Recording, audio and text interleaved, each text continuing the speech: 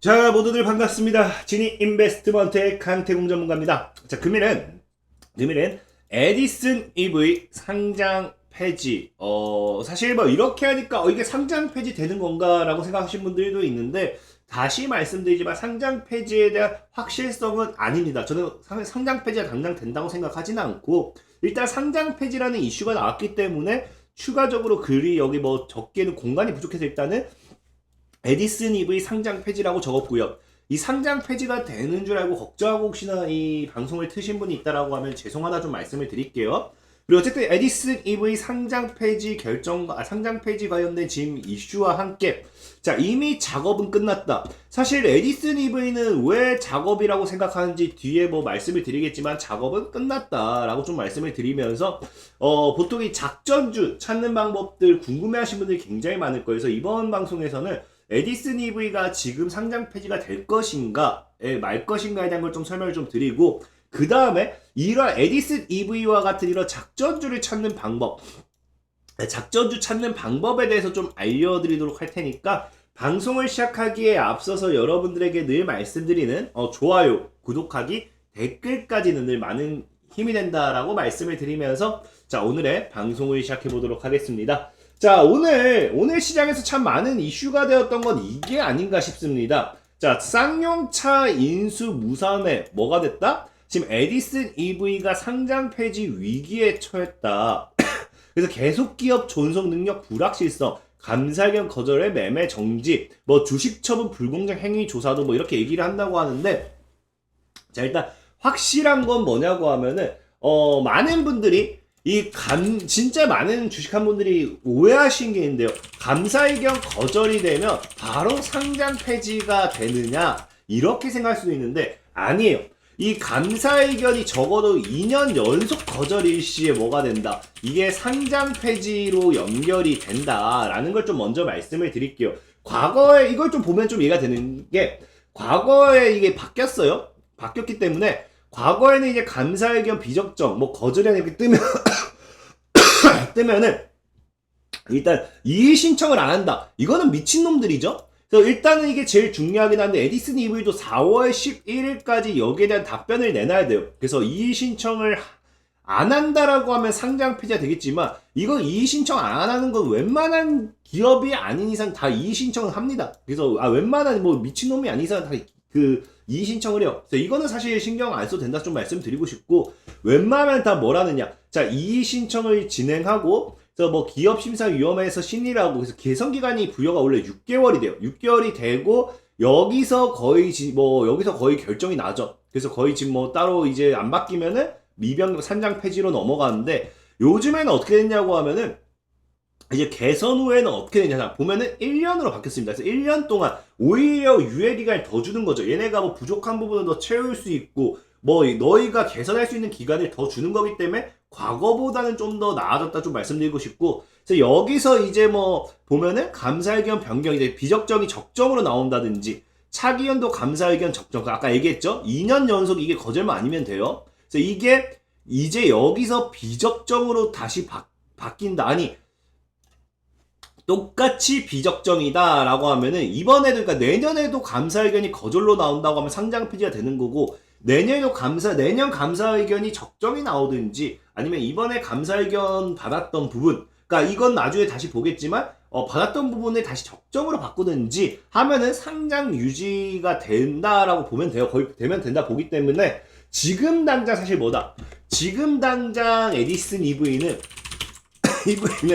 거래 정지는 사실 계속 되겠지만 회사가 이의 신청을 하는 순간 적어도 내년까지는 상장 폐지는 안 됩니다. 안 되고 그 다음에 뭐 이 회사가 그거를 어떻게 개선하느냐에 따라 좀 달라지겠죠. 또 지금 당장 상장 폐지가 되지는 않기 때문에 무조건 상장 폐지 된다라고 걱정을 하기보다는 회사가 어떠하니 바뀔 수 있도록 이번에 감사의견이 비적정 받았던 부분이 적정으로 바뀐다든지, 이제 내년에 이제 감사의견 받은 부분이 다시 바뀐다든지, 그런 부분을 좀 생각하시면 될 것 같아요. 그런 부분 좀 생각하면 될 것 같고, 어쨌든 이 현재 감사의견을 비적정 받은 부분에 대해서 보면은, 자, 에디슨 EV의 외부 감사를 맡은 3회 회계 법인은 뭐라고 해요? 유동부채가 유동자산을 초과하고 있다. 이 말은 무슨 말이에요? 즉 빚이 더 많다. 회사가 가진 돈보다는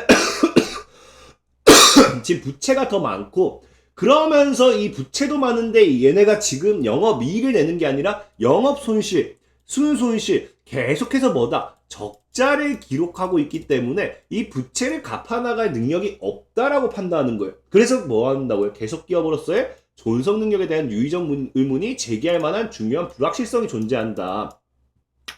그러면서 이제 회사의 매출 증대, 뭐 재무 개선, 유동성 확보 계획에 대한 이 뭡니까? 여기서 충분하고 적합한 감사 증거를 입수할 수 없었다는 거니까 얘네가 뭐 어떻게 재무 개선할 것인지, 어떻게 매출을 증대할 것인지, 어떻게 유동성을 확보할 것인지 이런 걸 얘기했겠지만 거기에 대한 이 증거가 충분하지 못했기 때문에 최종적으로 뭐 했다? 거절을 했다라는 건데, 그래서 지금 문제는 뭐냐고 하면은 얘네 이 사실 유동부채, 유동자산 이거는 지금 해결할 수가 없어요. 이미 부채가 자산보다 더 많은 걸 이걸 단기간에 얘네가 어떻게 해결하겠습니까? 돈을 뭐 빌려오는 것도 아니고. 그래서 이거는 빌려와도 어쨌든 부채지. 그래서 이거는 어떻게 해결할 수가 없는 부분이고, 얘네가 지금 이제 에디슨 EV가 이제 해결할 수 있는 건 이거밖에 없어요, 사실은.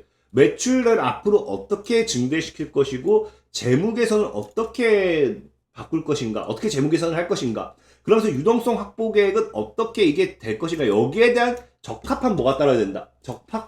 적합한 근거 자료가 따라와야 된다는 거예요. 그래서 지금 에디슨 EV는 이 회사를 살릴 수 있는 충분한 이 근거를 제시해야만 되는 입장이기 때문에, 이거는 뭐다? 이거는 이제 에디슨 EV의 이의 신청 이후에 지켜봐야 될 부분이다라고 좀 말씀을 드리고 싶습니다. 근데 사실 에디슨 EV가 지금 문제가 되는 건 뭐냐고 하면 바로 이거죠. 에디슨 EV가 지금 뭐예요?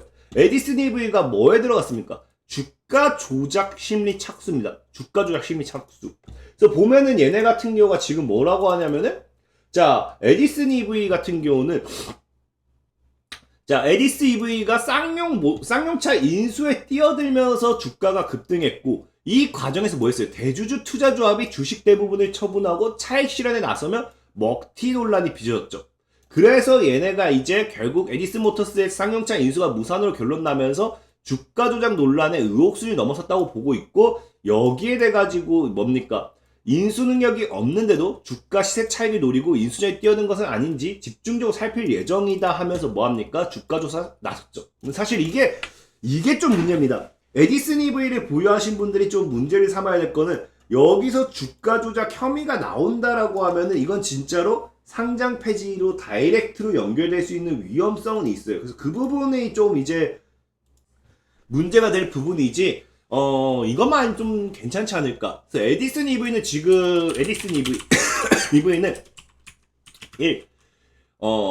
감사 보고서 자체는 문제가 되지 않습니다. 되지 않는 게 아니라 문제가 내년까지는 적어도 유예 기간이 있고, 이 기간 동안 이것을 회사가 개선한다고 하면 충분히 거래 재개를 노려볼 수 있다. 다만 뭐가 문제가 되느냐? 지금 이제 추가적으로 주가 조작 이 조사를 이제 시작했기 때문에 이 부분이 좀 문제다. 만약에 이제 주가 조작이라는 결론이 나면 이건 이제 빼박 뭐가 될 수 있다? 빼박 상장 폐지로 연결이 될 수도 있기 때문에 이 부분이 조금 불안하긴 해요. 그래서 이거는 여러분들이 계속해서 좀 지켜봐야 될 부분이라고 생각하고 있고, 다만 문제는 뭐냐고 하면은 에디슨 EV라는 종목을 여러분들이 다 알다시피 얘가 최저가 800원이었습니다. 800원, 900원, 1000원에서 놀던 애가 82,400원까지 몇 배가 올랐어요. 한 1년 만에 10배가 넘게 올랐습니다. 10배가 넘게 올랐기 때문에 사실상의 이런 종목은 1년 만에, 1년도 아니죠. 사실 따져보면 여기서 6월부터 11월까지 5개월 만에 10배가 넘게 올랐다? 그럼 이거는 거의 99%는 뭐다? 이건 작업이 있었다라고 저는 봐야 된다 생각을 해요. 그래서 좀 그 부분이 좀 문제가 된다 생각하는데, 이거는 뭐 어떻게 하겠습니까? 이미 에디슨 EV라는 종목이 10배가 넘어도 올라간 자리에서 이미 매수하신 분들은 안타깝지만 그런 분들이 없길 바라야겠죠. 사실 이거를 여기서 산 분들이 진짜 없길 바라야지. 지금 자리에서는 뭐 좀 너무 애매하다. 사실 저도 결론을 내드리기 저는 좀 결론을 확실히 이야기하면 좀 상처받으실 것 같지만, 개인적으로 주식을 많이 해본 입장에서 이게 여기까지 갔다라고 하면 이건 거의 2번으로 연결될 확률이 좀 큽니다. 하지만 그래도 우리가 이런 적은 없다라 생각하고 보유하신 분들은 그래도 1번 쪽으로 좀 이제 회사가 이제 뭡니까? 재무에 대한 부분 개선해서 거래 재개된 걸 좀 이제 기다려보자 라고 좀 말씀드리고 싶고, 어쨌든 오늘 방송을 통해서 또 다시 설명드리고 싶은 건 뭐냐고 하면은, 여러분들이 이런 자리에서 사는 이유는 결국에 크게 가는 종목, 그리고 뭡니까? 급등하는 종목을 여러분들이 뭐 하고 싶어서, 찾고 싶어서 뭐 한다, 사고 싶기 때문에 이런 것들을 사는 거잖아요. 그러다 보니까 오늘 여러분들에게 오랜만에 갑자기 해주고 싶은 강의가 이거예요. 뭐냐? 작업주를 찾는 방법이라 해야 될까요? 이제 단기간에 테마를 형성할 만한 종목을 찾는 방법을 알려드리고자 하는데, 너무 쉽습니다. 너무 쉬운 게 뭐냐고 하면은, 제 방송을 오래 보신 분들은 제가 늘 뭐 얘기했던 게 있을 거예요. 뭐 조만간 뭐가 움직일 것 같다, 조만간 뭐 어떤 테마가 형성될 것 같다, 조만간 뭐 할 것 같다, 뭐 이런 얘기를 많이 할 거예요. 많이 했었을 거예요. 그게 다 어떻게 나오는 거냐고 하면은 간단합니다. 자, 작전주를 찾는 방법에 있어서 매우 다양한데, 자, 보통 주포가 작업을 하게 되면요, 일단 이슈를 준비해야 돼요. 그럼 이슈를 준비하다 보면은 뭐가 생기냐고 하면은, 이게 종목 개별 이슈가 될 수도 있지만 뭐가 될 수도 있다. 이게 뭐 사회적으로서 큰 뭐 이슈가 될 수도 있는 거예요. 그러니까 이게 우리가 흔히 얘기하면 뭐가 되냐고 하면, 종목 개별 이슈는 이번 에디슨 EV처럼 뭐가 됩니까? 뭐 쌍용차를 인수한다든지, 이런 뭐 쌍용차 인수라든지, 아니면 뭐 어떠한 종목이 뭐 삼자 배정이라든지, 아니면 어떤 사업 진출이라든지, 뭐 이러한 개별적인 이슈를 갖고 한 경우도 있지만, 사회적으로 큰 이슈 이런 거는 뭐가 되냐고 하면 뭐 어떤 정부 정책 같은 거겠죠. 예를 들면은 지금 뭐 원전에 투자한다, 원전 뭐 다시 재가동한다 하면서 원자력까지 이런 거 올라간다든지, 이런 것들. 그러면 이게 뭐가 문제가 되냐고 하면은, 자, 보통의 주식을 살 때는 이 상장된 주식이 어느 정도 한정되어 있다 보니까 뭐가 되느냐? 어느 한 종목에만 몰빵을 할 수가 없어요. 어느 한 종목에만 몰빵할 수가 없고, 뭘 하냐고 하면은 분산을 해야 됩니다. 분산을 해야 되기 때문에, 분산을 해야 되고, 첫 번째 분산을 해야 되고, 두 번째 분산을 해야지만 뭐 할 수 있냐? 주가 작업도 더 쉽고 엑시트도 더 쉽습니다. 왜? 자, 어떠한 종목이 그냥 하나만 올라간다, 예를 들면은 원전 관련해가지고 한 종목만 올라가게 되면은 사람들이 어떻게 생각하느냐? 아, 이게 원전 때문에 올라가는 게 아닌 것 같아. 원전 개별적인 이슈 가지고 올라간 게 아닌 것 같아 라고 생각을 해요. 근데 보통에 여기서 2개, 3개, 뭐 적게는 2, 3개, 많게는 4, 5개가 같이 올라가면은 어떤 현상을 가지고 가느냐? 아, 원전 테마가 형성됐구나 라고 하면서 이 테마에 대한 믿음. 보통 종목 하나만 강하게 올라가면은 그 종목이 올라간 이유도 모르고 왜 올라가는지 모르기 때문에 진짜 단타꾼들이 아니면 쉽게 매수를 안 하려고 합니다. 근데 이렇게 2개, 적게는 2개, 3개, 많게는 4, 5개가 같이 형성 올라가게 된다라고 하면 어떻게 된다? 테마가 형성됐구나 라는 생각으로서 강한 상승을 가지고 와요. 좀 더 뭐라 합니까? 매수 심리가 강해지는 거죠. 그래서 보통의 이 주포들이 작업을 할 때 어떤 식으로 하냐고 하면은, 아까 얘기했다시피 뭐 사회적인 이슈 예를 들면은 뭐 정부 정책이라든지, 아까 얘기한 정부 정책, 아니면 사실 정부 정책이 제일 크죠. 아니면 뭐 어떤 뭐 그냥 정부 정책 뭐 이 정도만 뭐 얘기해도 이게 될 것 같아요. 그냥 테마를 형성하게 되는 이러한 이슈를 코앞에 두고 먼저 뭐 하게 되냐고 하면 테마주를 전체적으로 골고루 매수하게 됩니다. 골고루 매수하게 돼요. 그래서 뭐가 되냐고 하면은 이 테마주들이 뭘 만든다? 차트를 만든다는 거예요. 그래서 이게 사실 쉽게 이렇게 말로 설명하면 어렵기 때문에 제가 오늘 종목을 다 돌려보다가 이게 조만간 움직일 것 같은데 라는 이 테마가 보이는 게 있었어요. 그래서 그걸 보고 좀 설명드릴게요. 자, 오늘 여러분들에게 소개시켜드리고 싶은 종목이 파루, 마니커 FNG, 그 다음에 체시스, 마니커, 하림, 이렇게 이 5종목을 좀 보여줘서 얘기하고 싶은데, 이 5종목은 이제 모르시는 분들은 제가 뭐야 할 수도 있겠지만, 이 5종목은 정확하게 아프리카 돼지열병 플러스 뭐예요? 그 반사이익으로 닭고기 수혜까지 해서 이 아프리카 돼지열병 관련 수혜주입니다. 수혜주. 근데 왜 제가 얘네가 조만간 테마가 나올 것 같다라고 이야기를 하냐면은, 자, 파루라는 종목을 먼저 볼게요. 자, 파루라는 종목을 보면은 이런 건 여러분들이 주식을 좀 오래 하신 분들은 차트적인 분석을 먼저 해야 돼요. 자, 최근에 하락폭을 크게 키웠습니다. 최근에 하락폭을 크게 키워가지고 뭐 한다? 지지받던 자리까지 무너지면서 저항을 받다가 최근에 돌파하면서 거래 터지면서 윗골이 달고 장기평까지 뚫었어요. 파루가 장기평까지 뚫었기 때문에 이런 자리가 뭐다? 이런 자리가 단기 상승 자리를 이미 만들었습니다. 근데 만약에 얘만 이렇게 만들었다고 하면 얘가 조만간 뭐 하겠지라 생각할 수 있습니다. 근데 이제 마니커 FNG 볼게요. 자, 마니커 FNG 같은 경우는 이런 것도 차트를 여러분들 분석할 줄 아셔야 되는 게 뭡니까? 자, 하방 추세를 그어볼게요. 지금 2020년도 고점부터 하방 추세를 때려 맞는 자리에서 뭐 했다? 이번에 거래가 크게 터지면서 하방 추세 돌파가 나오면서 동시에 5,500원 정도의 저항 구간대와 장기평을 때려 맞는 자리에서 윗골을 달고 있죠. 그럼 물량 수화가 나오고 있는 겁니다. 그럼 이런 자리도 뭐예요? 마니커 FNG 같은 경우도 단기 상승 자리가 나오는 거예요. 상승 자리. 자, 그러면 체시스. 자, 체시스 같은 경우도 볼게요. 자, 체시스 같은 경우도 최근에 차트 계속 무너졌어요. 자, 최근에 차트 계속 무너지고 이렇게 고점대를 꺼보면은, 자, 저항 맞고, 저항 맞더니 하방 자리를 뚫어대면서 거래가 툭 튀어나오죠. 거래가 터지면서 뭐 한다? 지금 거래가 터지면서 윗꼬리를 답니다. 윗꼬리를 달아주고 돌파 이후의 행보. 그래서 1,100원대를 지켜주는 구간. 그럼 얘 같은 경우 아직 장기편을 덜 뚫긴 했지만 이 구간대를 한번 쳐주면서 다시 툭툭툭 칠 수 있는 얘 같은 경우도 뭘 만들고 있다?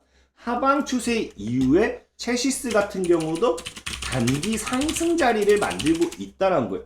자, 그러면 이제 마니커. 자, 마니커 같은 경우도 볼게요. 자, 마니커 같은 경우도 보면 최근에 하락이 정말 커졌어요. 마니커는 어떤 식입니까? 마니커는 아까 파루랑 비슷하죠. 뭡니까? 이제 저항대죠. 차트가 무너지면서 무너졌다가 이 저항대를 거래 터트리면서 뚫고 안착하는 모습. 그래서 이런 마니커 같은 경우도 뭐 할 수 있다? 단기간에 충분히 시세, 갑작스러운 상한가가 한번 나와줘도 전혀 이상한 자리가 아니라는 거예요. 그래서 마니커 같은 경우도 뭐다? 단기 상승 자리를 만들고 있다는 거예요. 그리고 하림. 자, 하림 같은 경우도 보면 하림은 뭐냐고 하면은, 자, 최근에 이제 이 구간대가 저항이었죠. 그래서 추가적으로 주가가 하방으로 밀리다가 저항 구간대 한번 쏴주면서 뭐 한다?